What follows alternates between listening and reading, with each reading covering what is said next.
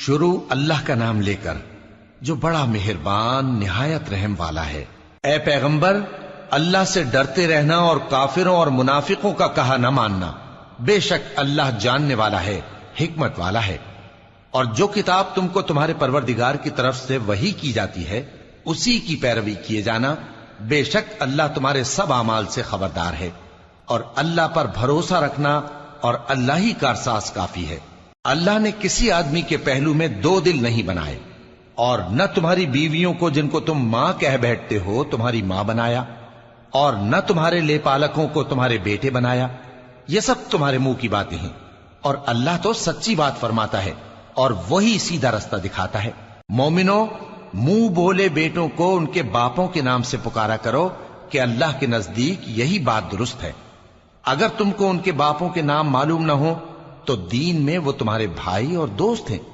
اور جو بات غلطی سے ہو گئی ہو اس کا تم پر کچھ گناہ نہیں، لیکن جو قصد دلی سے کرو اس پر معاوضہ ہے، اور اللہ بخشنے والا ہے، مہربان ہے۔ پیغمبر مومنوں پر ان کی جانوں سے بھی زیادہ حق رکھتے ہیں، اور پیغمبر کی بیویاں لوگوں کی مائیں ہیں، اور رشتہ دار آپس میں کتاب اللہ کی روح سے مسلمانوں اور مہاجروں کے مقابلے میں ایک دوسرے کے ترکے کے زیادہ حقدار ہیں، مگر یہ کہ تم اپنے دوستوں کے ساتھ احسان کرنا چاہو۔ یہ حکم کتاب یعنی قرآن میں لکھ دیا گیا ہے۔ اور جب ہم نے پیغمبروں سے ان کا عہد لیا، اور تم سے اور نوح سے اور ابراہیم سے اور موسیٰ سے اور مریم کے بیٹے عیسیٰ سے، اور ہم نے عہد بھی ان سے پکا لیا تاکہ سچ کہنے والوں سے ان کی سچائی کے بارے میں اللہ دریافت کرے، اور اس نے کافروں کے لیے دکھ دینے والا عذاب تیار کر رکھا ہے۔ مومنو، اللہ کی اس مہربانی کو یاد کرو جو اس نے تم پر اس وقت کی جب فوجیں تم پر حملہ کرنے کو آئیں تو ہم نے ان پر آندھی چھوڑ دی اور ایسے لشکر نازل کیے جن کو تم دیکھ نہیں سکتے تھے، اور جو کام تم کرتے ہو اللہ ان کو دیکھ رہا ہے۔ جب وہ لوگ تمہارے اوپر اور نیچے کی طرف سے تم پر چڑھ آئے، اور جب تمہاری آنکھیں پھر گئیں اور دل مارے دہشت کے گلوں تک پہنچ گئے، اور تم اللہ کی نسبت طرح طرح کے گمان کرنے لگے، اس موقع پر مومن آزمائے گئے اور سختی سے ہلا ہلا دیے گئے۔ اور جب منافق اور وہ لوگ جن کے دلوں میں بیماری تھی کہنے لگے کہ اللہ اور اس کے رسول نے تو ہم سے محض دھوکے کا وعدہ کیا تھا، اور جب ان میں سے ایک جماعت کہتی تھی کہ اے اہل یثرب، یہاں تمہارے ٹھہرنے کا مقام نہیں تو لوٹ چلو، اور ایک گروہ ان میں سے پیغمبر سے اجازت مانگنے اور کہنے لگا کہ ہمارے گھر کھلے پڑے ہیں، حالانکہ وہ کھلے نہیں تھے، وہ تو صرف بھاگنا چاہتے تھے۔ اور اگر فوجیں اطراف مدینہ سے ان پر آ داخل ہوں پھر ان سے خانہ جنگی کے لیے کہا جائے تو فوراً کرنے لگیں، اور اس کے لیے بہت کم توقف کریں، حالانکہ پہلے اللہ سے اقرار کر چکے تھے کہ پیٹ نہیں پھیریں گے، اور اللہ سے جو اقرار کیا جاتا ہے اس کی ضرور پرسش ہوگی۔ کہہ دو کہ اگر تم مرنے یا مارے جانے سے بھاگتے ہو تو بھاگنا تم کو فائدہ نہیں دے گا، اور اس صورت میں تم بہت ہی کم فائدہ اٹھاؤ گے۔ کہہ دو کہ اگر اللہ تمہارے ساتھ برائی کا ارادہ کرے تو کون تم کو اس سے بچا سکتا ہے، یا اگر تم پر مہربانی کرنا چاہے تو کون اس کو ہٹا سکتا ہے۔ اور یہ لوگ اللہ کے سوا کسی کو نہ اپنا دوست پائیں گے اور نہ مددگار۔ اللہ تم میں سے ان لوگوں کو بھی جانتا ہے جو لوگوں کو منع کرتے ہیں اور اپنے بھائیوں سے کہتے ہیں کہ ہمارے پاس چلے آؤ، اور وہ لڑائی میں نہیں آتے مگر کم، یہ اس لیے کہ تم سے بخل کرتے ہیں۔ پھر جب ڈر کا وقت آئے تو تم ان کو دیکھو کہ تمہاری طرف دیکھ رہے ہیں، اور ان کی آنکھیں اسی طرح پھر رہی ہیں جیسے کسی کو موت سے غشی آ رہی ہو۔ پھر جب خوف جاتا رہے تو تیز تیز زبانوں کے ساتھ تمہارے بارے میں باتیں کریں اور مال میں بخل کریں۔ یہ لوگ حقیقت میں ایمان لائے ہی نہ تھے، تو اللہ نے ان کے اعمال برباد کر دیے، اور یہ اللہ کو آسان تھا۔ یہ لوگ خوف کے سبب خیال کرتے ہیں کہ فوجیں نہیں گئیں، اور اگر لشکر آ جائیں تو تمنا کریں کہ کاش خانہ بدوشوں میں جا رہے ہیں، اور تمہاری خبر پوچھا کریں، اور اگر تمہارے درمیان ہوں تو لڑائی نہ کریں مگر کم۔ مسلمانوں، تم کو اللہ کے رسول کی پیروی کرنی بہتر ہے، یعنی ہر اس شخص کو جسے اللہ سے ملنے اور روز قیامت کے آنے کی امید ہو،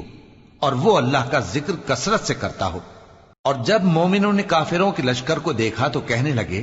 یہ وہی ہے جس کا اللہ اور اس کے پیغمبر نے ہم سے وعدہ کیا تھا، اور اللہ اور اس کے پیغمبر نے سچ کہا تھا، اور اس سے ان کا ایمان اور اطاعت اور زیادہ ہو گئی۔ مومنوں میں کتنے ہی ایسے شخص ہیں کہ جو اقرار انہوں نے اللہ سے کیا تھا اس کو سچ کر دکھایا۔ پھر ان میں بعض ایسے ہیں جنہوں نے اپنی نظر پوری کر دی، یعنی جان دے دی، اور بعض ایسے ہیں کہ انتظار کر رہے ہیں، اور انہوں نے اپنے قول کو ذرا بھی نہیں بدلا، تاکہ اللہ سچوں کو ان کی سچائی کا بدلہ دے اور منافقوں کو چاہے تو عذاب دے یا ان پر مہربانی فرمائے۔ بے شک اللہ بخشنے والا ہے، مہربان ہے۔ اور جو کافر تھے ان کو اللہ نے پھیر دیا، وہ اپنے غصے میں بھرے ہوئے تھے، کچھ بھلائی حاصل نہ کر سکے، اور اللہ مومنوں کے لیے لڑائی میں کافی ہو گیا، اور اللہ زور آور ہے، غالب ہے۔ اور اس نے اہل کتاب میں سے جن لوگوں نے ان کی یعنی مکے والوں کی مدد کی تھی ان کو ان کے قلعوں سے اتار دیا اور ان کے دلوں میں دہشت ڈال دی،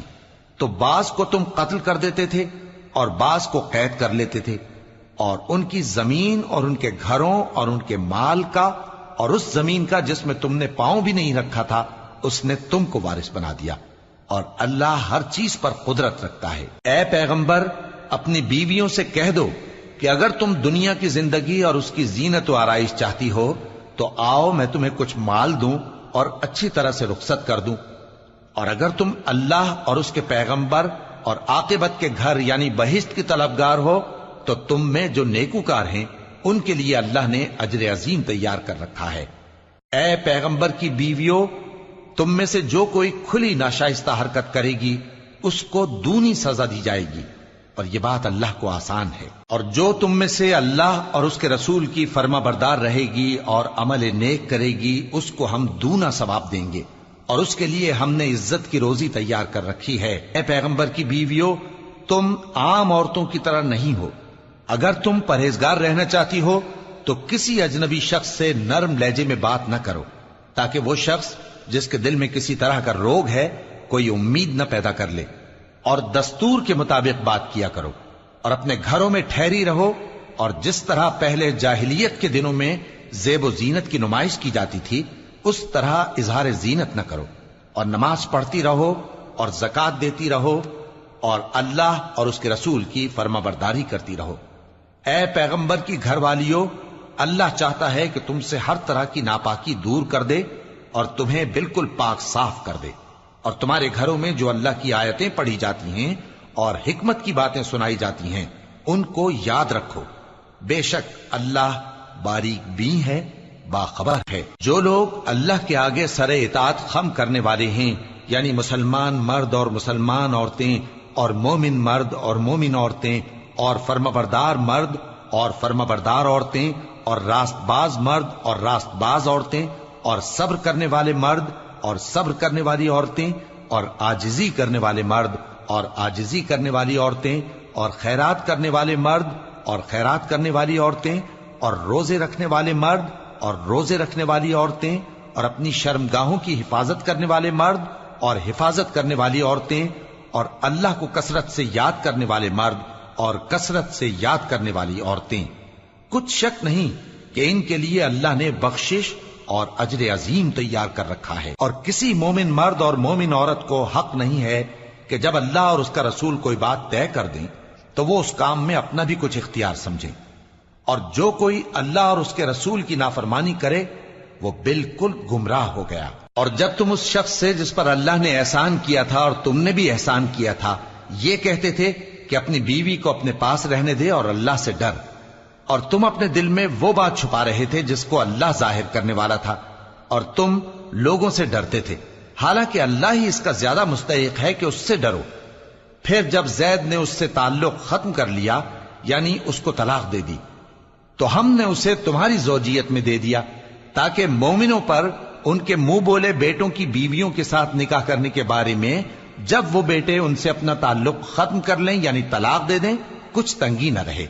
اور اللہ کا حکم واقع ہو کر رہنے والا تھا۔ پیغمبر پر اس کام میں کچھ تنگی نہیں جو اللہ نے ان کے لیے مقرر کر دیا، اور جو لوگ پہلے گزر چکے ہیں ان میں بھی اللہ کا یہی دستور رہا ہے، اور اللہ کا حکم ٹھہر چکا تھا،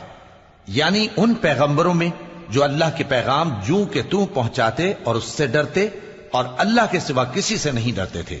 اور اللہ ہی حساب کرنے کو کافی ہے۔ محمد صلی اللہ علیہ وآلہ وسلم تمہارے مردوں میں سے کسی کے والد نہیں ہیں،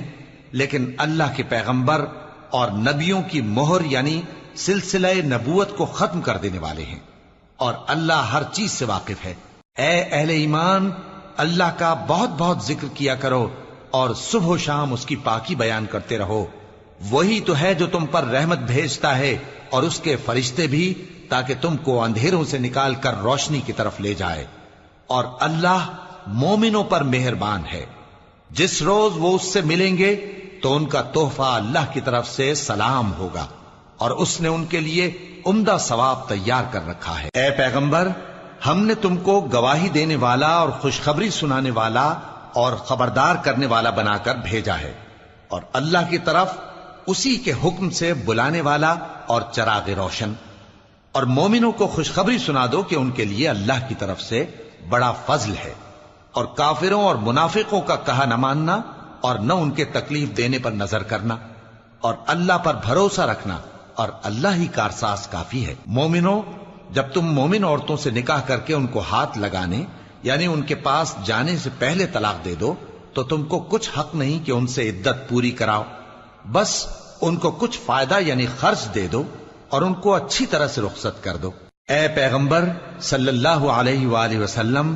ہم نے تمہارے لیے تمہاری بیویاں جن کو تم نے ان کے مہر دے دیے ہیں حلال کر دی ہیں، اور تمہاری باندیاں جو اللہ نے تم کو کفار سے بطور مال غنیمت دلوائی ہیں، اور تمہارے چچا کی بیٹیاں اور تمہاری پھوپھیوں کی بیٹیاں اور تمہارے ماموں کی بیٹیاں اور تمہاری خالاؤں کی بیٹیاں جو تمہارے ساتھ وطن چھوڑ کر آئی ہیں، سب حلال ہیں۔ اور کوئی مومن عورت اگر اپنے آپ کو پیغمبر صلی اللہ علیہ وآلہ وسلم کے حوالے کر دے یعنی مہر کے بغیر نکاح میں آنا چاہے، بشرطے کہ پیغمبر صلی اللہ علیہ وآلہ وسلم بھی اس سے نکاح کرنا چاہیں، وہ بھی حلال ہے۔ لیکن یہ اجازت اے نبی صلی اللہ علیہ وآلہ وسلم خاص تم ہی کو ہے، سب مسلمانوں کو نہیں۔ ہم نے ان کی بیویوں اور باندیوں کے بارے میں جو مہر واجب الادا مقرر کر دیا ہے ہم کو معلوم ہے، یہ اس لیے کیا گیا ہے کہ تم پر کسی طرح کی تنگی نہ رہے، اور اللہ بخشنے والا ہے، مہربان ہے۔ اے پیغمبر صلی اللہ علیہ وآلہ وسلم،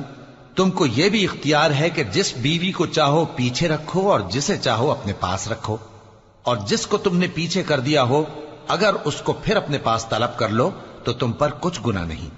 یہ اجازت اس لیے ہے کہ ان کی آنکھیں ٹھنڈی رہیں اور وہ رنجیدہ نہ ہوں، اور جو کچھ تم ان کو دو اسے لے کر سب خوش رہیں،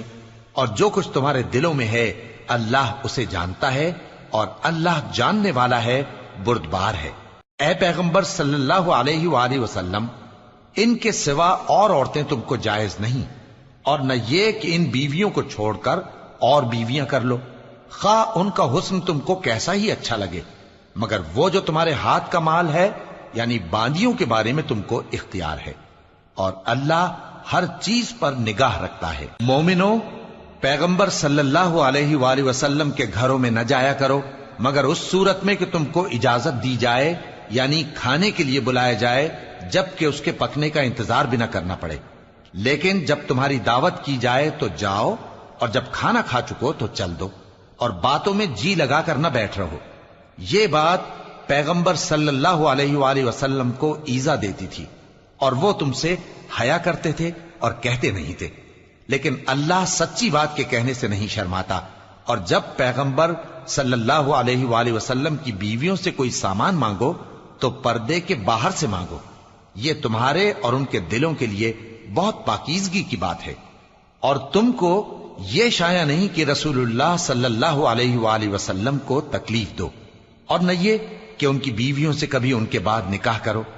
بے شک یہ اللہ کے نزدیک بڑا گناہ کا کام ہے۔ اگر تم کسی چیز کو ظاہر کرو یا اس کو مخفی رکھو تو یاد رکھو کہ اللہ ہر چیز سے باخبر ہے۔ خواتین پر اپنے باپ دادا سے پردہ نہ کرنے میں کچھ گناہ نہیں، اور نہ اپنے بیٹوں سے اور نہ اپنے بھائیوں سے اور نہ اپنے بھتیجوں سے اور نہ اپنے بھانجوں سے، نہ اپنی سی خواتین سے اور نہ اپنے باندی غلاموں سے۔ اور اے خواتین، اللہ سے ڈرتی رہو، بے شک اللہ ہر چیز سے واقف ہے۔